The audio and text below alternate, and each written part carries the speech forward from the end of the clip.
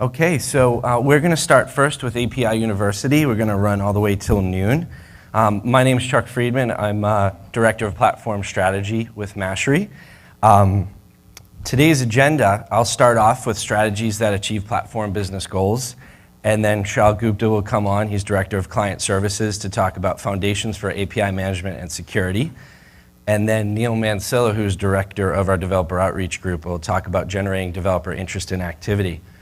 So this is the first API University. We're taking over the morning of BAPI. The evening slate, the afternoon slate is sensational, so I'm sure you're all sticking around, but we're very happy to have you here this morning. The whole idea for API University came about because when you work with some really passionate folks, which I hope we're all beneficial to do, you realize that there's a certain expertise that arises when you work with passionate people. And we're often giving that to our customers, we're often blogging that and speaking about that at conferences. And we wanted to have the opportunity to do that here at BAPI, hoping to give you expertise that you in turn will share with your organization and become the first graduates of API University. So very, very excited. So I will start now with the talk. Just one thing about the structure, we're pretty tight as you saw with the agenda. Each of us has a lot to talk about within 45 minutes, so we're not going to do Q&A today. You can tweet us. Each of us will show our email or our Twitter accounts. Certainly find us during lunch, and during the afternoon sessions we'll be happy to answer any questions. Also, too, these sessions are being recorded and will be made available online later, so you can share them with colleagues and others in your organization. So my talk this morning is strategies that achieve platform business goals. Platform business goals are quite essential to establish and have success with your API. A little bit about our team, Strategy Services, is a consulting branch within Mashery that focuses on successful deployment and adoption of API platforms, both internally, which is very important in your organization, as well as externally when you start engaging partners and developers. So here are the topics we're going to talk about. These strategies: establishing your platform business goals, first and foremost, maintaining internal buy-in and excitement and interest within your organization, understanding the API landscape, effective partner engagement. We're going to talk about partner engagement first before the likely more popular developer engagement. We talk about this a lot with the customers and platforms that we get to work on, and oftentimes partner stuff is just as important, if not more, than the developer engagement. And oftentimes it's one and the same. We're going to talk about return on investment, if it's necessary for your platform to generate revenue. And lastly, we're going to talk about fueling outside innovation. These sessions are designed to flow nicely and sort of interlock between Shal and Neil's sessions, so you'll hear some topics sort of re-emphasized, but they are pretty significant by our standards. So the first step, let's jump right in, establishing your platform business goals. The first step is you want to talk to your key stakeholders within your organization. If you are the person leading this, if you're the visionary behind the platform, the one that is taking this out, or maybe you've launched a platform and you're sort of revisiting it and you're saying, how can we get more out of our API? It's good to go around and it's good to talk to the key stakeholders in your organization and get their vision, what they want out of it, because oftentimes they can complement each other.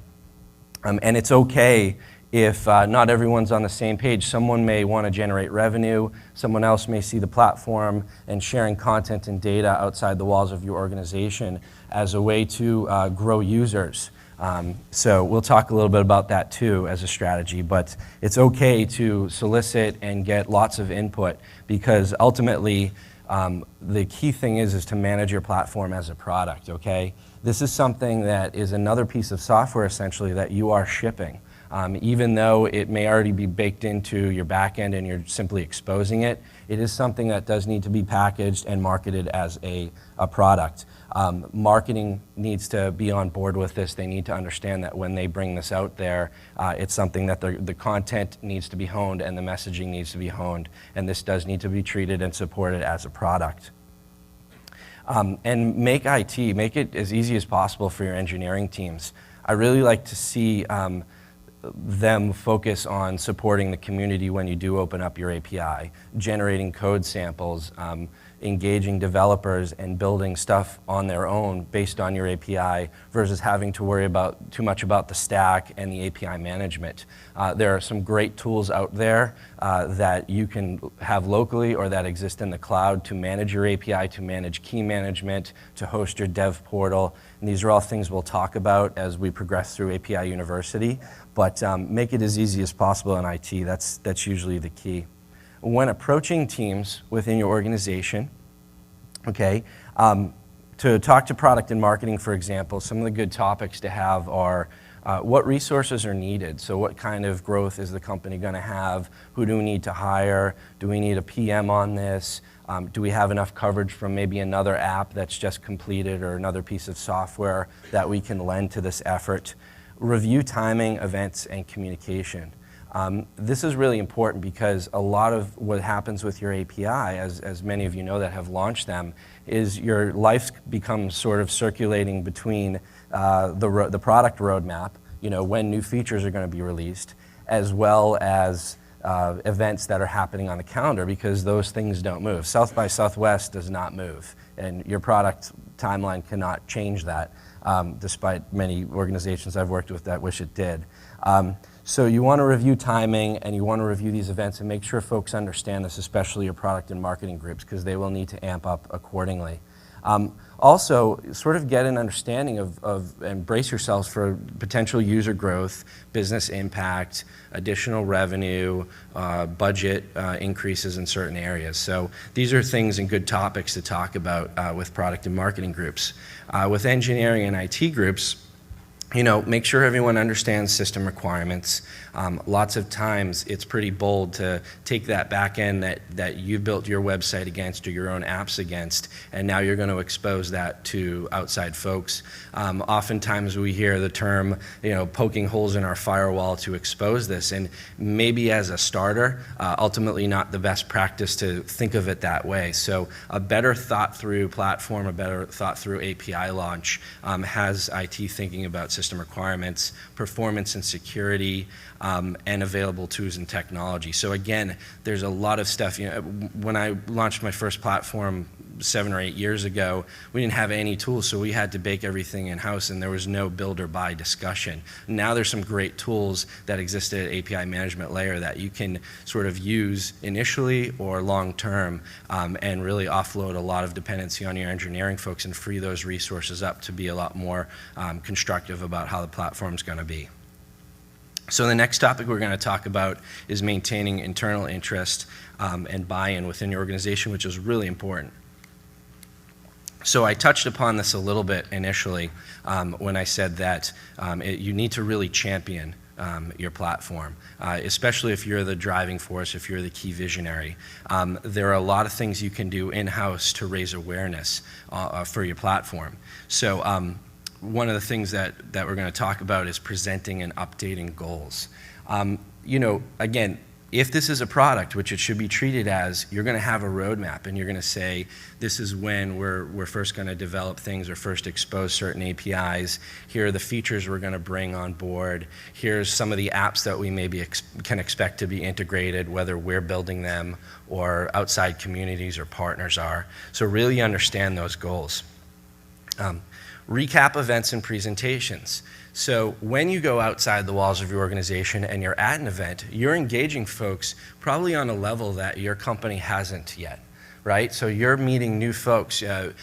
If your company is consumer-oriented, you're now out there talking to developers, which are very different breed than the customers you usually service or the businesses you usually service. And certainly if you're out doing business development and engaging partners, similarly, you want to talk to folks and you want to bring that back. If you're doing a presentation out, if you have one of your evangelists or engineers going to a code event or another tech event, have them come back and give that presentation in-house to other teams in your organization. That really helps people understand what's going on.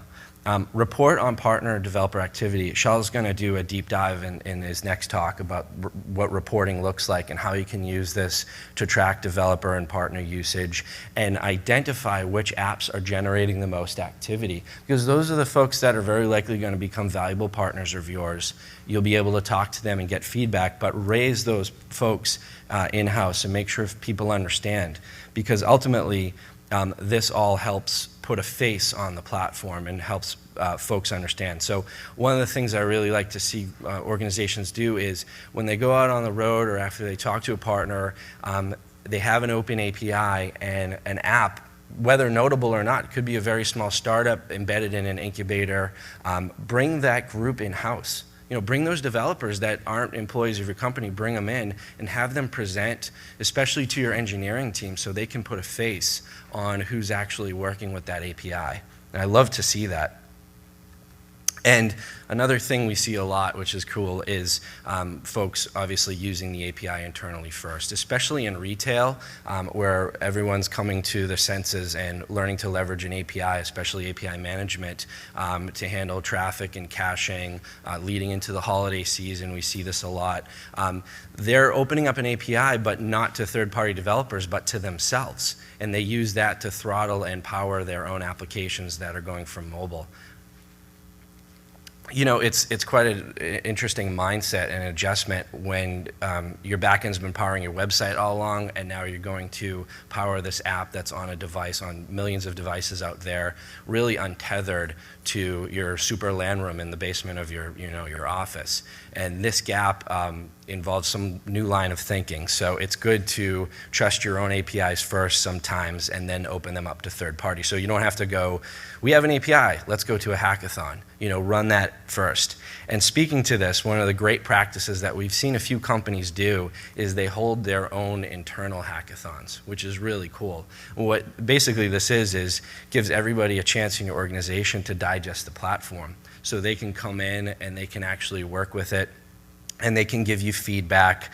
Essentially what we call this is dog fooding your APIs. You're getting front row feedback from folks internal. And while they may be familiar with what your company does or what your service or content is, they can actually give you feedback, say, we're a little light in the documentation here. I think third-party developers and partners will look for more information here. Or, this makes me realize that this API or this authentication is kind of tricky. Let's get a code sample out there. So when developers pick this up, they're going to be ready to go, and they'll jump over those hurdles much quicker than we could. So you're going to get some really great valuable feedback if you do something of an internal hackathon, or at least let your internal engineers run through your API first. And it doesn't hurt to bring some prizes.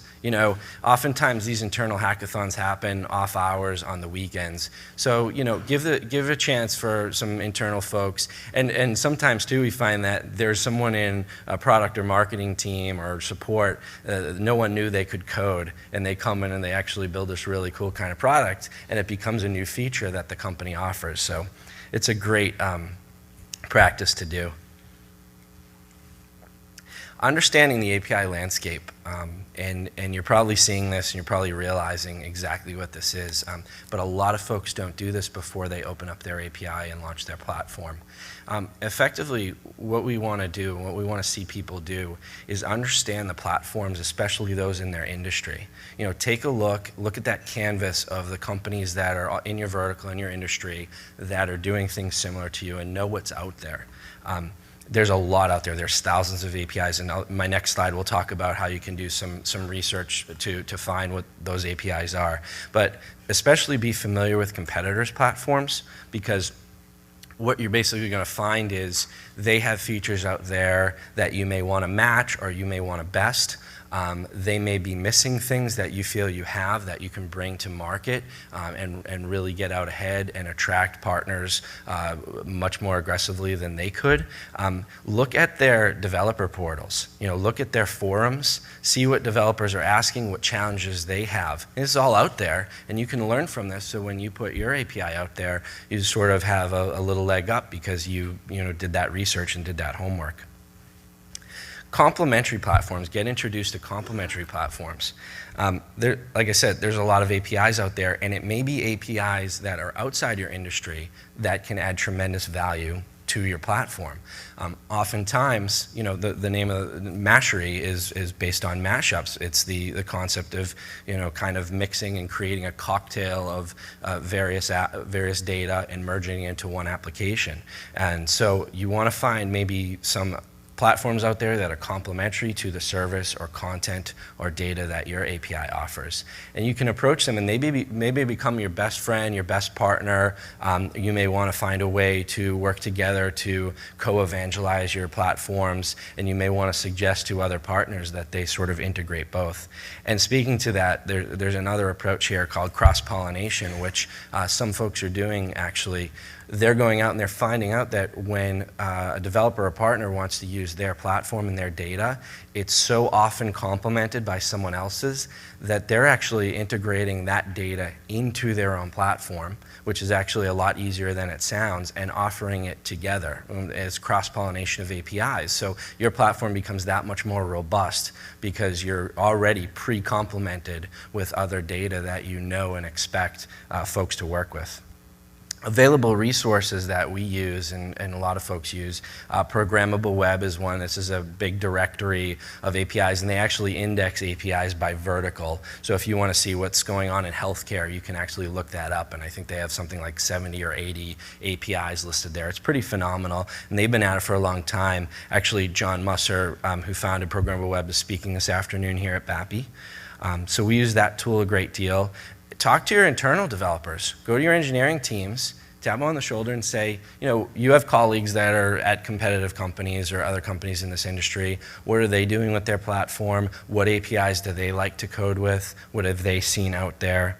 And of course, industry events, right? I mean, when you go to an event, whether you're speaking or you're manning a booth or whatever you're doing, you know, walk across and don't approach it as, you know, you're my competition, but say, how's your platform going? What features do you have? And sort of do some research that way. The other tactic which is really surging is looking within VC incubator type activity, whether locally to where you are or around the country or the world. I know that Polaris has Dogpatch Labs.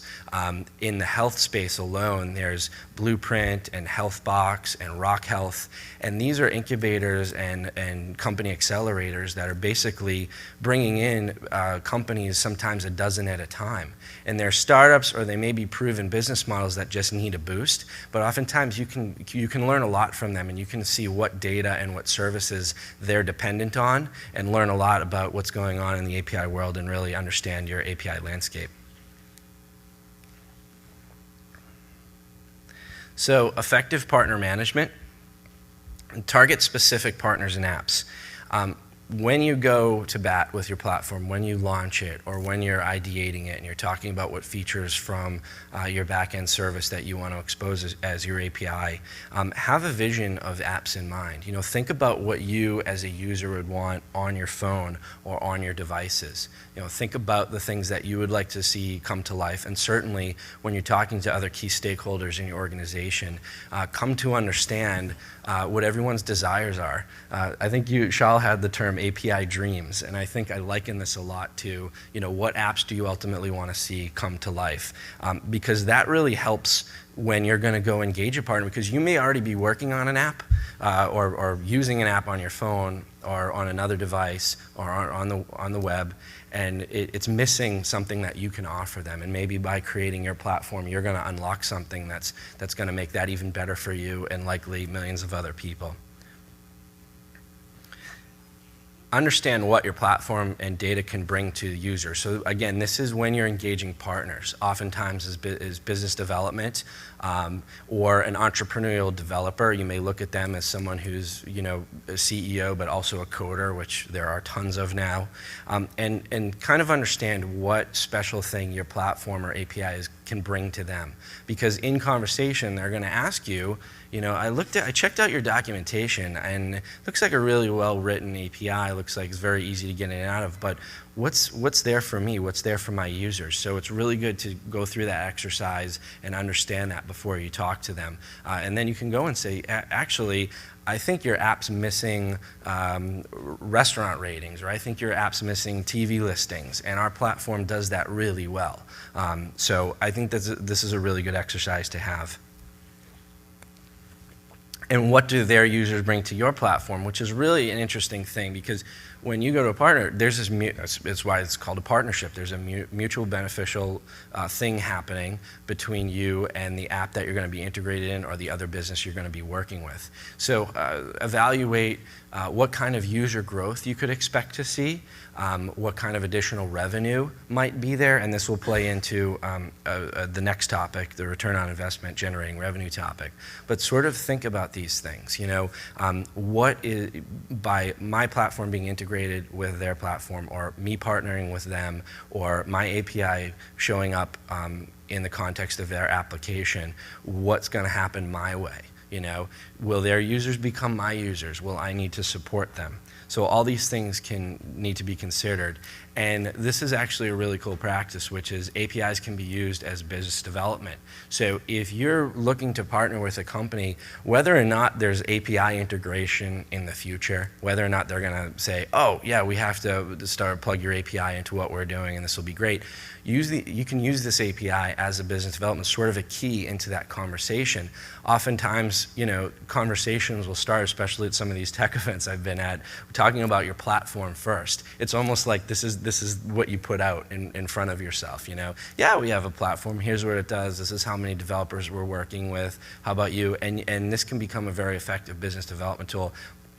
Most companies don't have dedicated business development for a platform, so it's oftentimes really good to engage your business development group and make them very savvy on what the platform can do. And I think going forward, this is going to be a huge way that companies are going to start working together.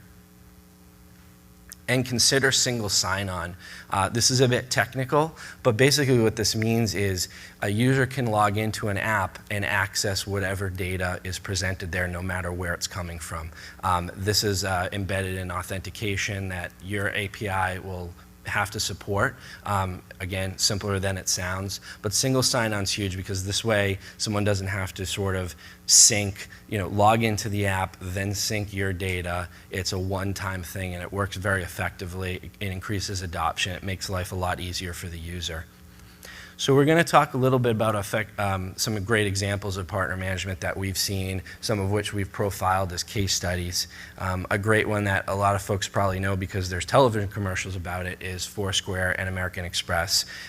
Basically, there's a great integration here where if you're using Foursquare and you've synced your American Express card through APIs, you can be presented with special benefits on top of it. So my typical Foursquare experience is there's a really great ice cream shop nearby, and I can get a free upgrade to a waffle cone.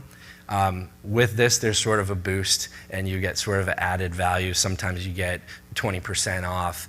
It's a way for American Express to reach out to more users, and obviously Foursquare is much more valuable as an app with these kind of partnerships, all because of their APIs.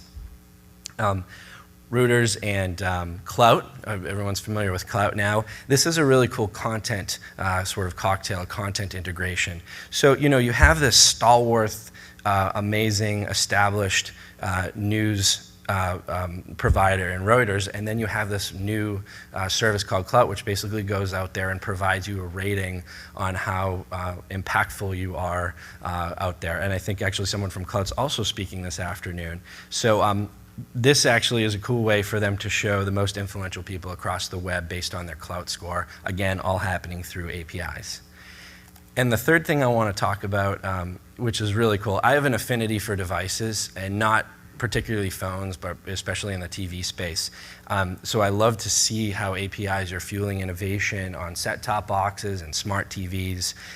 So Simple TV uses Rovi to power this DVR app that they have. Rovi has all this comprehensive entertainment TV listing, and Simple TV can power this app, where before, you know, who knows what kind of research or constant updating of information they would have to do on their own to create this kind of experience for their users. With the Rovi API, it essentially powers this a tremendous experience. So I really like that one too. And be mindful too that, you know, a lot of our topics, a lot of our conversations right now are on app integration and website integration of APIs, and I think we're about to hit this corner where we're going to start talking a lot more about device integration, and not so much, there is the smart refrigerator, which I'm sure folks have seen, but I'm talking about machine-to-machine stuff where the APIs can actually facilitate inventory distribution and all sorts of amazing things. So right now we're still sort of in this app economy, this data economy, but I think things are going to embark on something new, and I'm sure we'll hear that topic covered this afternoon. So the next topic is ROI and generating revenue. And maybe not initially, maybe not off the bat will your platform need to have a return on investment. But eventually the topic does come up. You want to be able to address it and determine if it's important. And you can do this at an early stage when you're sort of ideating about your platform and getting buy-in. You could sort of revisit it after you put a feeler out and get a sense of what the community is doing with your platform. In terms of generating revenue,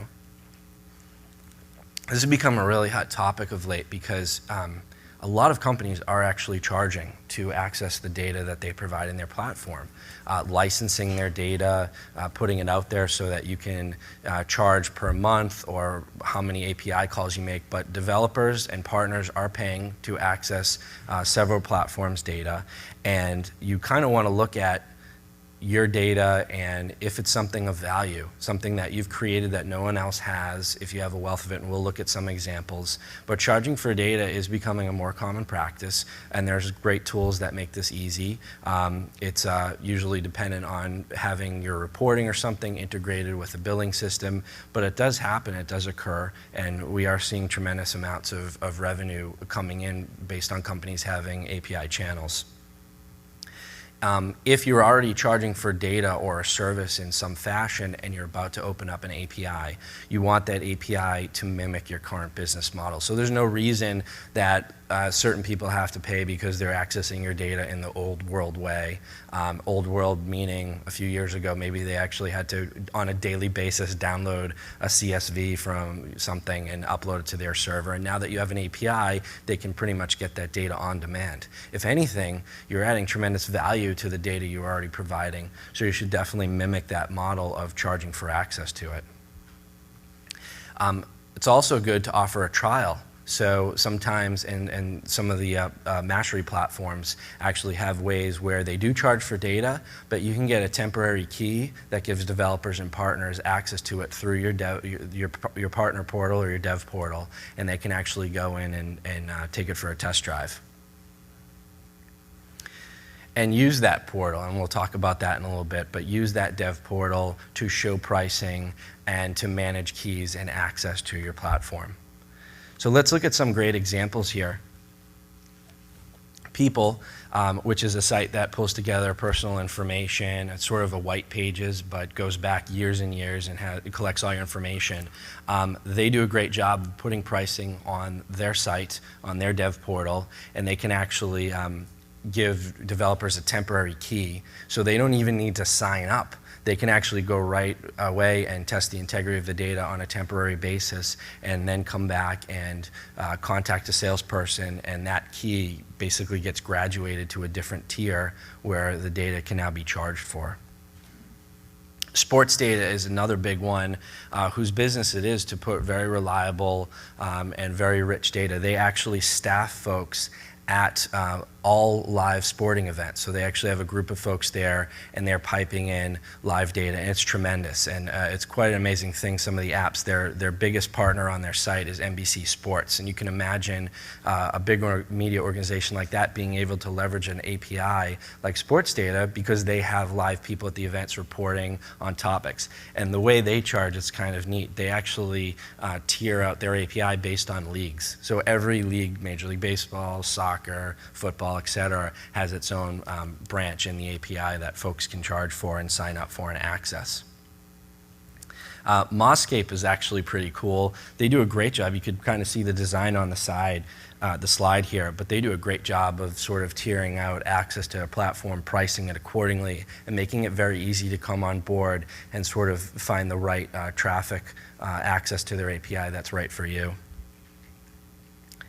And Google, which is a small company down in Mountain View. But I like this because they have a translation API and they charge access to it. I mean, it's a valuable service, you know? Why, they could put that out there for free, but I actually like that there's something here that if I'm going to use it on a frequent basis and it's in my app and maybe I'm charging users to use my app or service, this is something that I should definitely have my partner paying for to use the API. But there are some great examples here, so there's definitely a precedence. And the last topic we're going to talk about is fueling outside innovation. And this applies particularly to if you have an open API or you're about to open your API. And a lot of times we hear developer challenges, developer hackathons. These are very significant events in the life of an open API, and Neil's going to talk a lot about that in a little bit. But this part of platform success is really about bracing yourself for the kind of impact that your API is going to have when you open it up. So again, it comes back to the approach here. Sometimes you can go out there and just have no clue what the community is going to do. You put your data out there, but it really helps if you have a good idea and a good vision of kind of what you're expecting from them. Because you can hone different things around that. Your content, your code samples, when you show up at an event, maybe you have a challenge, maybe you're giving out prizes, and you can actually ask for specific things from the community to deliver on. One of the great things about sort of having this preconceived notion of the apps that you want out of developers when you're approaching outside innovation is that it can pay dividends for your own user base or your own customers. Certainly your product team knows what your users want. You sort of have a schedule or a roadmap of what's happening with your platform, and you can sort of feed this into the agenda of what you're looking to get out of your community by crafting content around, by getting the right tools in place. So certainly number one important thing is to have a great developer portal. And you can't really fuel outside innovation unless you're giving developers an easy way to onboard themselves and come into your platform, get a key. You don't know if it's going to be first thing in the morning when they get to work, or if it's going to be 11 p.m. on a Saturday when they finally decide to come and they've got this great idea and they want to work with your API. But you want to make this portal something that's very easy to come on. We'll look at some examples of really well-designed portals. But this is really, really key to have these tools in place. And prime that portal for activity. So don't just put it out there and say, hey, we have this great API, give us a call when you're interested. Get the documentation up there. Neil's going to cover interactive documentation, which is sort of a step above that, which actually allows folks to see the kind of data and the format that data is going to come back in so they can build better apps more efficiently. So prime your portal for activity, optimize documentation, and code samples. This is number one. Talking to developers, they can come on and they can sort of learn a lot from your documentation, especially if they're good coders. But if you can just give them that little boost of, here is our API in action. Here's a sample app or 2 or 3 that we built to show you our API in the context of an application.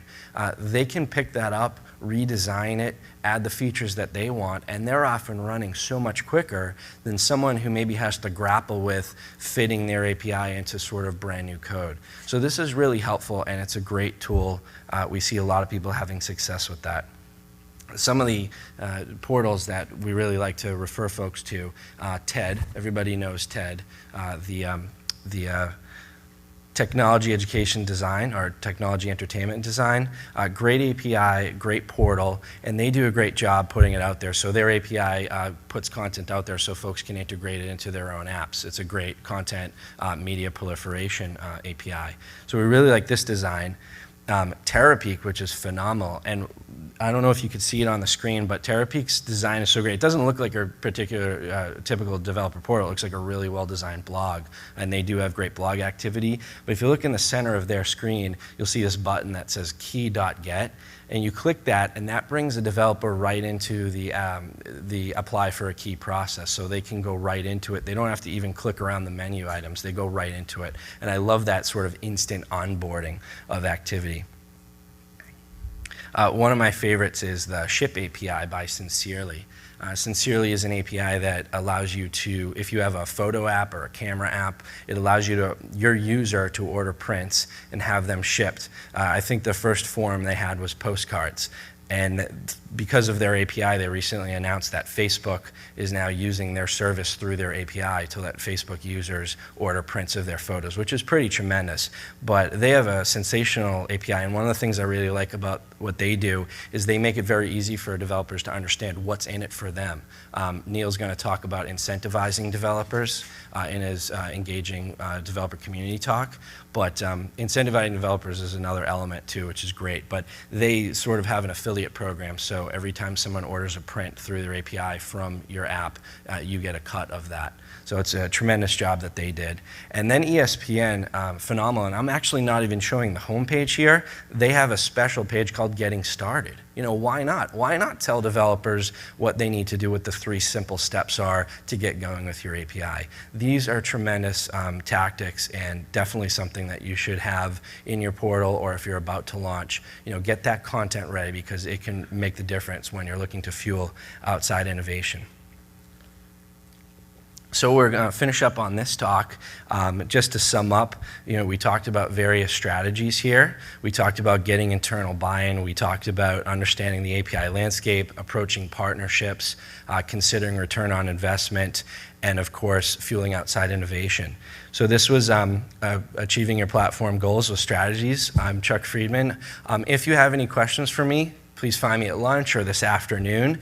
I'm on Twitter and blog a lot at Mashery.com. And thank you very much. And Shal Gupta is going to come up next. So thank you.